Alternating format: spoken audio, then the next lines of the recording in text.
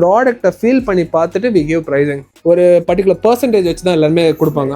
So we don't work on that basis. Percentage வச்சு பண்ணுறது எங்களுக்கு ஈஸியாக தான். நாங்கள் ஈஸியாக வந்து ஒரு 50%, 75%, 100% கூட வைக்கலாம்.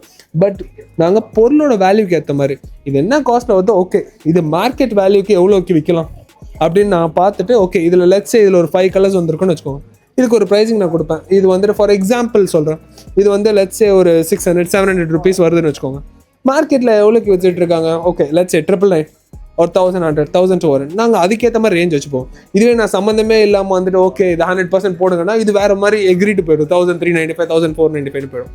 ஸோ ப்ராடக்டை பார்த்து ஃபீல் பண்ணி ஒரு ப்ராடக்ட்டை பார்த்து ஃபீல் பண்ணி கொடுத்துட்ருக்கேன். அது பர்சனலாக எவ்வளோ ப்ராடக்ட்ஸ் இருந்தாலும் இத்தனை வருஷமாக வந்துட்டு ஸ்பெசிஃபிக்காக நான் அதை பண்ணிகிட்டு இருக்கேன். ஆப்ரேஷன்ஸ் டீமில் இதெல்லாமே QC பண்ணி இது பண்ணுவாங்க. இன்கேஸ் ப்ராடக்ட் டேமேஜாக இருக்குன்னா என்ன பண்ணுவோம், ப்ராடக்ட்டை வந்துட்டு நாங்கள் வாங்காத ப்ராடக்டாக வந்துச்சுன்னா அதை ரீபேக் பண்ணிவிட்டு அதே வெண்டர்கிட்ட வந்துட்டு கிளைம் பண்ணி கிரெடிட் நோட் போட்டு அனுப்பிச்சி விட்ருவோம்.